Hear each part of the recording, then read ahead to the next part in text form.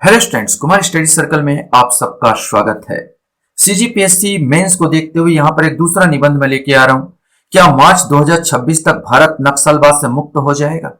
ये important topic हो सकता है क्योंकि बहुत ज्यादा चल रहा है नक्सलवाद पर तो आप तैयार कर रहे हैं, लेकिन आपसे जो टॉपिक होगा यही क्वेश्चन आ सकता है, क्या मार्च 2026 तक भारत में नक्सलवाद से मुक्त हो जाएगा या नहीं? इस पर आपको देना होगा। वैसे आप तैयारी करके रखे होंगे, नहीं करी होंगे तो इसको जरूर तैयार करके जाइए। ये इंपॉर्टेंट आपका जो निबंध है उसमें से हो सकता है।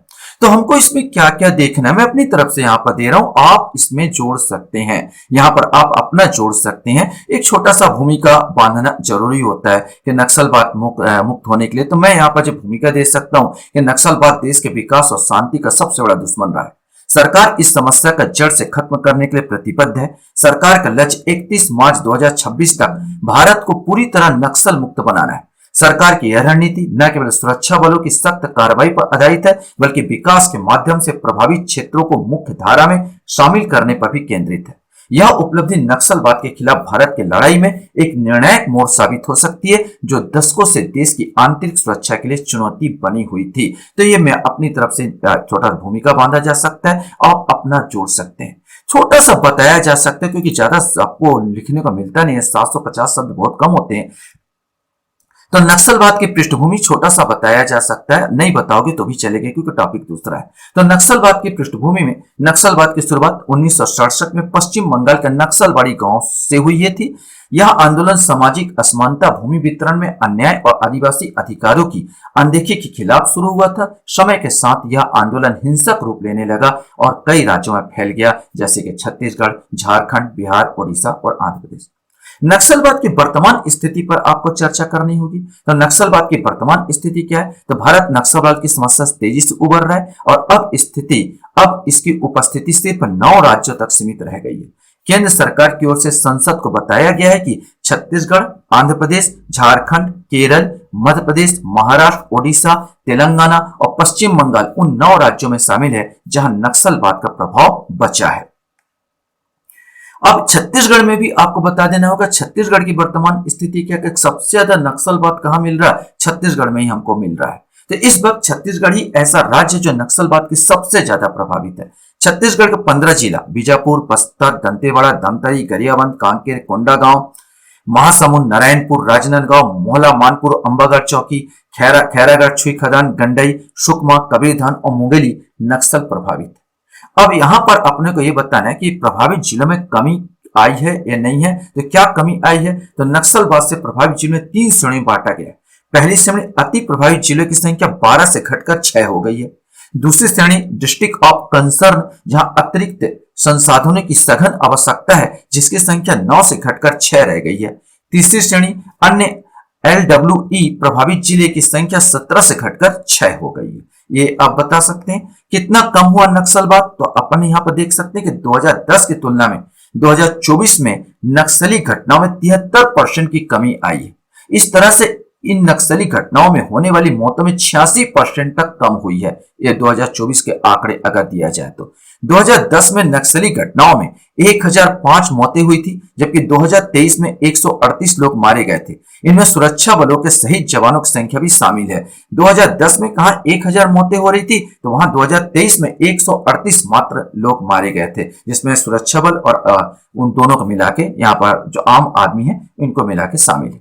2013 तक देश के 10 राज्यों में 126 जिले नक्सल प्रभावित थे।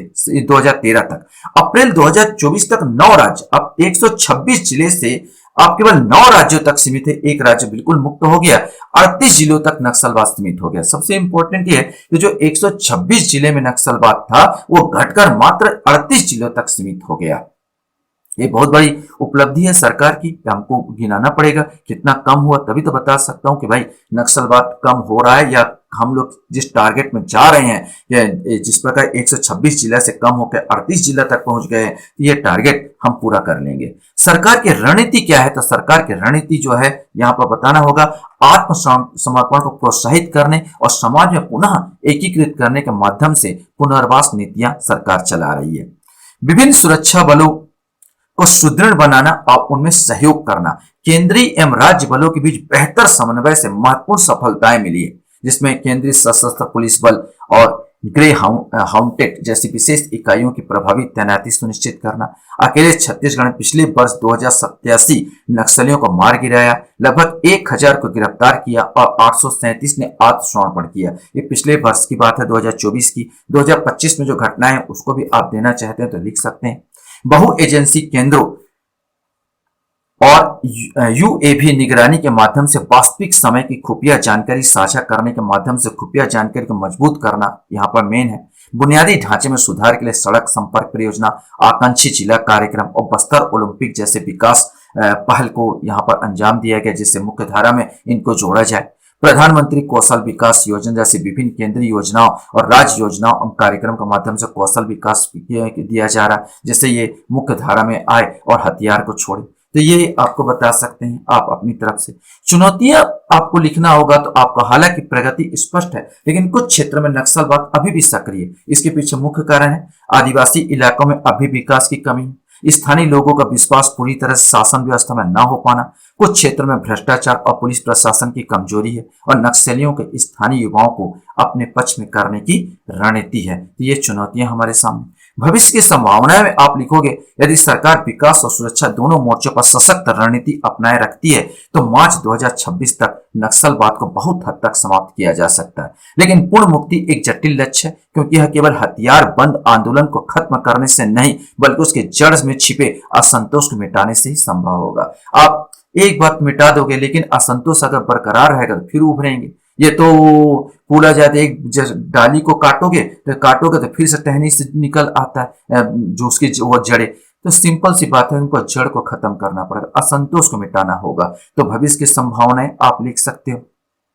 निष्कर्ष आपको लिखना होगा कि नक्सलवाद एक गहरी सामाजिक समस्या है, जिसे केवल बल प्रयोग से नहीं बल्कि सामाजिक न्याय, शिक्षा, रोजगार और जन कल्याण के माध्यम से समाप्त किया जा सकता है।